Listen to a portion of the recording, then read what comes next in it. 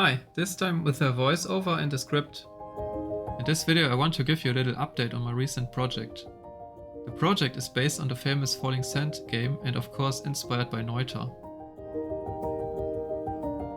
I decided to call the project Sandworld for now. A lot has changed since my last video and I want to show you the progress.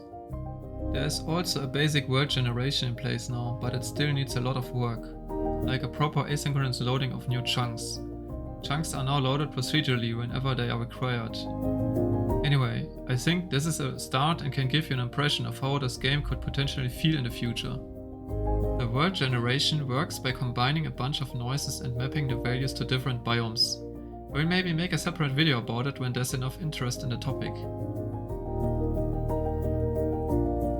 As you might have noticed already, there is a playable character now.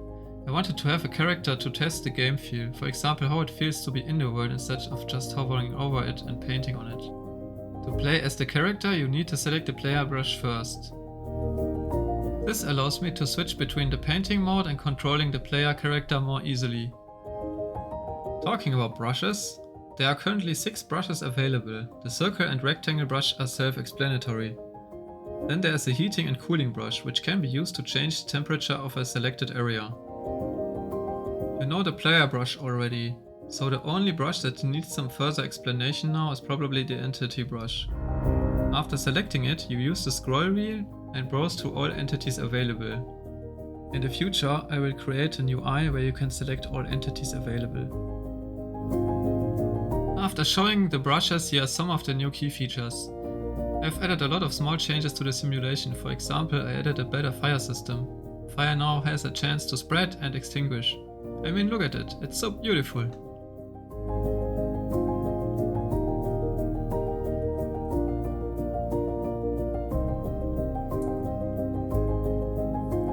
I also added Iran as an element with some special interactions. I created it to test the new modding system. I will come back to that later. Oh, and before I forget it, which would actually be difficult because I'm reading a script, I added a system that lets me control what kind of level is spawning into the world. For example, currently I'm spawning a starting area, so the player doesn't fall into oblivion. I can use this to prototype new concepts. I also made a ton of performance improvements and a visualization of the areas which require updating. Every chunk has a so-called dirty rectangle, an area that indicates what needs to be updated in the next step. Other chunks that lie on the bounds are notified to be updated as well. I find it quite fascinating to watch the bounds grow and shrink and let the simulation do its thing.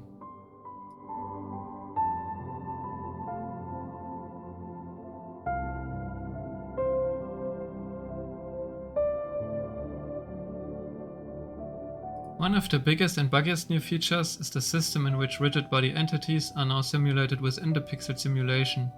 That means they can, for example, burn and get shot at. The code is really messy and buggy, because I need to deal with Unity's lack of APIs to handle the physics correctly. But I also need to rotate every pixel of an entity and find its corresponding pixel in the simulation and put everything back after one simulation step is finished. This results in pixels not correctly rendering, because the rotated pixels don't fit into the simulation grid perfectly. There's actually a solution for that, and the solution is called Rization. It is actually what your graphics card does every day. I don't know if I can solve this in Unity entirely. I would have to write a software renderer, which I actually already did. I mean, I ported some code from David Rosette, but it would need a lot of extra work to get it running properly. I don't want to go into more technical detail here, because I have other topics to cover and this one is pretty long already. However, I hope somebody found it interesting. Now back to the modding support. I added an easy way to create elements with just editing JSON files. And as I talked about earlier, I used the Urane element to test if everything is working correctly. Also, this can give you an example on how it's done. To create an element, you just copy a file from the elements base folder to the elements user folder and change some values. The most important is the ID. The ID must be unique. I won't go into much more detail here, but you can find a readme file with some documentation, either in the game folder or on the itch.io page. Anyway, more information about that in the video description. Yes, I have created an itch.io page to collect some feedback and ideas. You can download the game or tool or whatever this currently is and try it for yourself.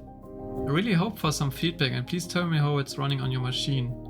At this time only Windows is supported. I might try to build for Linux soon if interest is there.